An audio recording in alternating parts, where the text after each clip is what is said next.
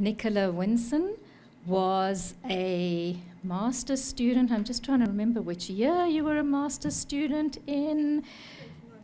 2019, a master's in educational psychology student in our program. And she finished that master's cum laude. Did you get a cum laude? She finished that master's cum laude, so I just wanted to check with her that that was true. I kind of had it in my head. And so she is a qualified educational psychologist, and she...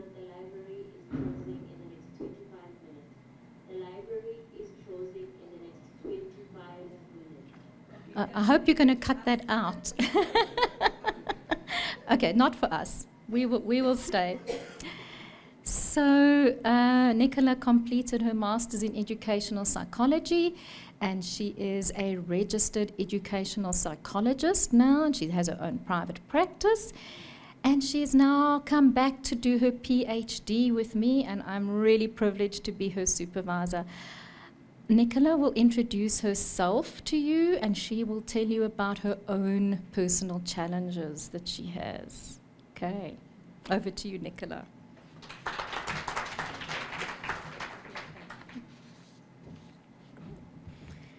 Awesome. Thank you so much for having me here today. It was really fun arriving, getting to come back to the UJ Soweto campus.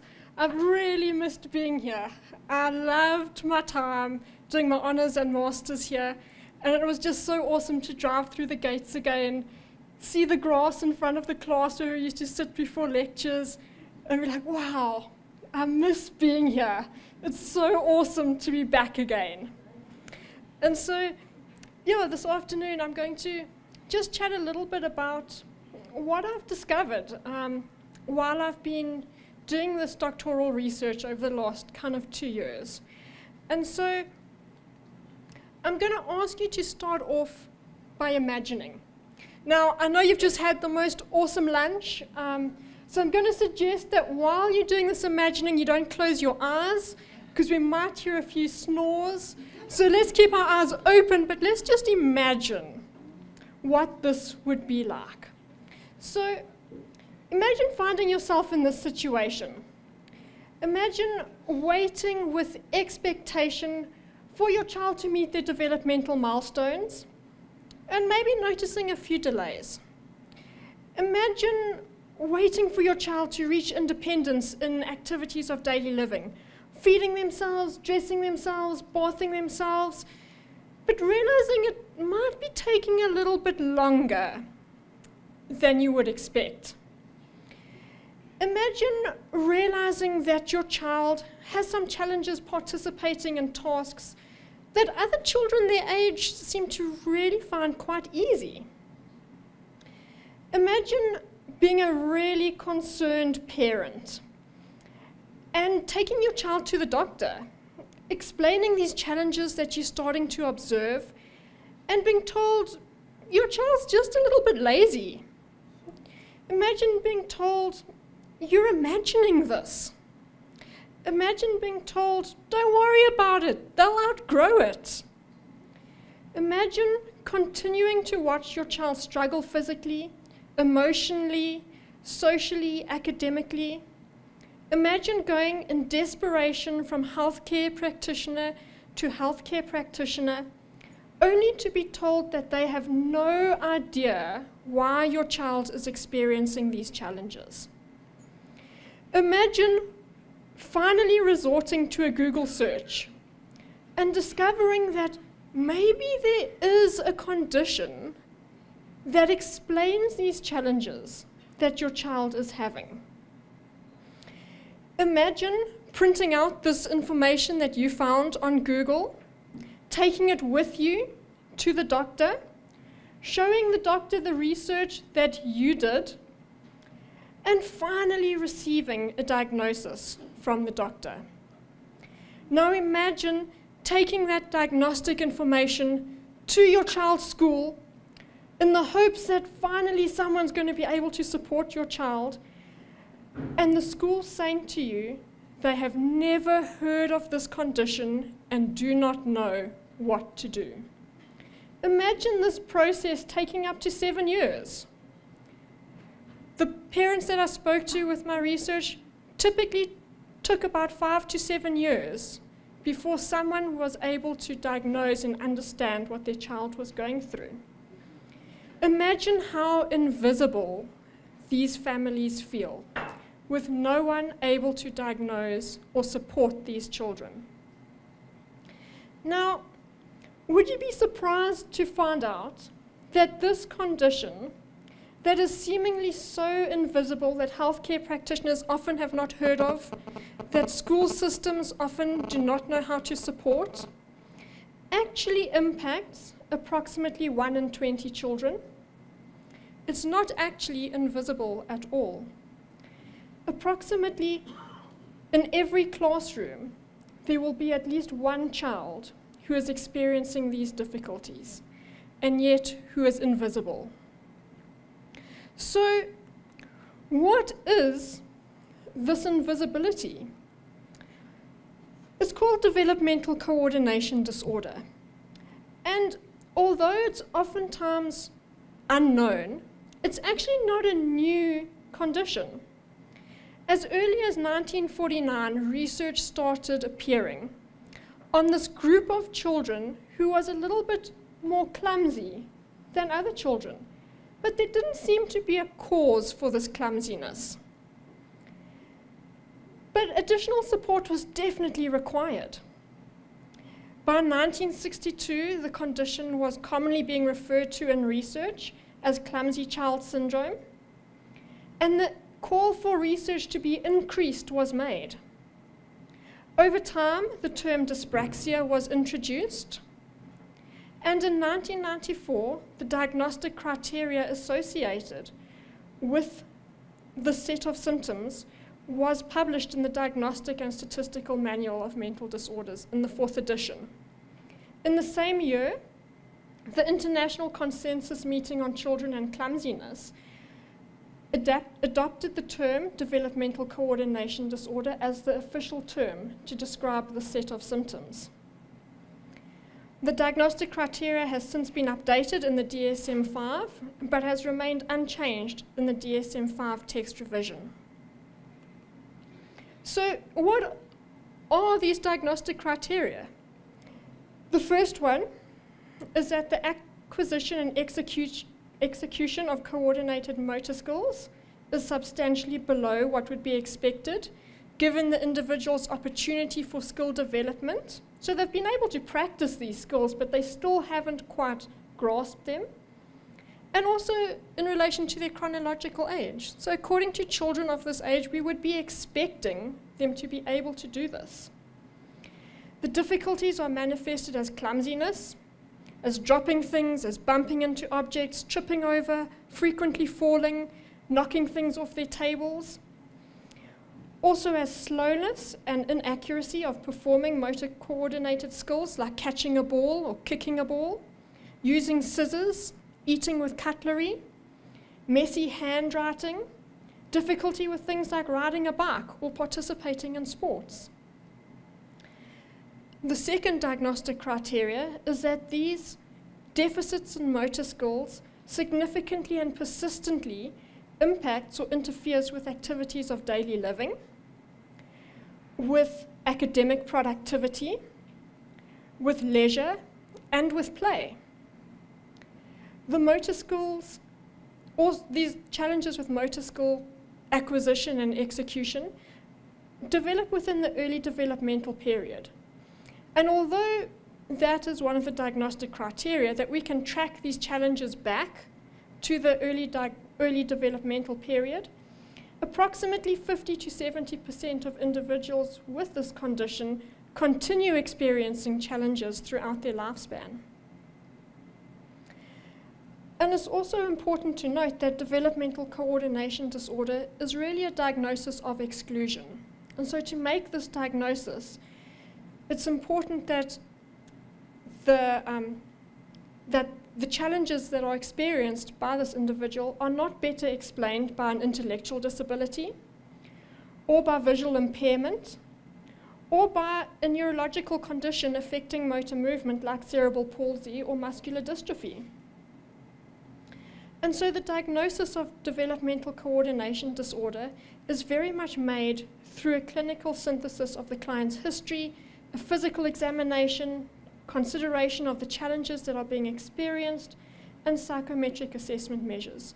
There's no one assessment that we can do that says definitely this is what the individual is experiencing.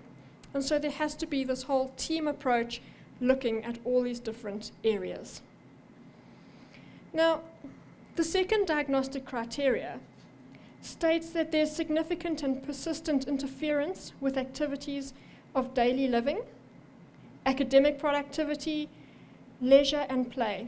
And so that gives us a little bit of a clue that as much as this is a neurodevelopmental motor coordination challenge, there is a pervasive impact. The physical domain is impacted. Individuals with this condition tend to find both fine motor and gross motor activities challenging. Getting dressed, handwriting, coloring, tracking words across a page, speaking are all difficult, as is walking, maintaining an upright posture, and they also tend to be accident prone, often tripping or falling. In terms of the cognitive and the academic domain, there are difficulties with planning. There are difficulties planning movement, and then there are also difficulties planning words on a page, planning the order of letters within a word, difficulties with sequencing or organization, difficulties with attention and memory, a slow or reduced work speed, poor spatial perception, and specific academic challenges like difficulties in geometry or in reading. There are also oftentimes behavioral, social, and emotional impacts. Oftentimes, individuals with this condition feel inadequate. They can see their peers and others around them doing better than what they can. They feel frustrated, often anxious, oftentimes disappointed, and frequently feel isolated. There's often difficulty with self-expression and with social engagement, just being able to interact with other people around them. They're often the victims of teasing and bullying. Anyone who is slightly different tends to be targeted. There's often a reduced sense of self-efficacy. It's difficult to do activities that include motor skills. And so oftentimes these individuals feel as though they aren't quite as good as others around them. They're not quite able to do what's expected of them. That also means that there's oftentimes a reduced self-esteem and often increased family stress. The entire family is impacted when one member is experiencing a challenge of any kind. And so, what do we do to support individuals who are experiencing developmental coordination disorder? One of the most important aspects is to understand and to empathize. There is such a lack of understanding associated with this condition. A lack of understanding within the family, a lack of understanding within the education department and the education systems, a lack of understanding within healthcare. Oftentimes, while I was collecting data and interviewing parents who were journeying with their children, often parents would comment and say, I wish that my child had attention deficit hyperactivity disorder, or I wish that they were just on the autism spectrum. It would be so much easier if they had a condition that other people knew what it was. It is so difficult for parents who are constantly expected to explain why their child is reacting in a certain way, why their child is struggling as they are. And it's also difficult for siblings to explain to their peers why their sibling is slightly different, why they're responding differently, and difficult for the person with DCD to explain themselves to others. And so if we can really work together on increasing the understanding of what this disorder is, so that there can be more empathy. That will really go a long way in supporting families who are journeying with this condition. It's also very important to be able to work collaboratively, especially within the South African setting. Oftentimes, these children find themselves at occupational therapy because of the motor coordination challenges, and yet an occupational therapist in the South African context is not able to make a diagnosis. Without a diagnosis, schools are oftentimes unwilling to support. And so oftentimes, in the bulk of times, we require a multidisciplinary approach. Doctors, educational psychologists or psychologists are able to make the diagnosis, and yet we don't necessarily have the training in really understanding the motor skills that a child requires. And so we need to be able to work with one another, not thinking that one profession is better than another, being willing to refer to each other and being able to, or willing to work together. It's also important for us to be able to provide information to families. So often families are required to provide the information themselves. And it would make a huge difference if we had easy to understand information that we could give to parents. Where if we found a child in a classroom or in a therapy session who was struggling with some of these skills, that we could say to a parent, have you considered this? These are maybe some red flags, instead of the parents having to do the Googling in order to find out what this condition might be. It's also really important to support these individuals through the implementation of relevant and practical support, not just asking parents to go and do or support the children themselves, but in the classroom, being willing to break down tasks, being willing to use different seating, being willing to use different stationery if required, to practically support the individual, and then also to remember that the individual is part of a family, and to support not only the individual, but the family as a whole. And so, if this is a condition that you might be thinking, actually, there is someone I know in my class, in a therapy setting with this condition, but I don't know a whole lot about it. Please feel free to contact me. I'm always very willing to chat about this condition and to share my journey and my understanding of it from a personal experience as well. Cool. Thanks.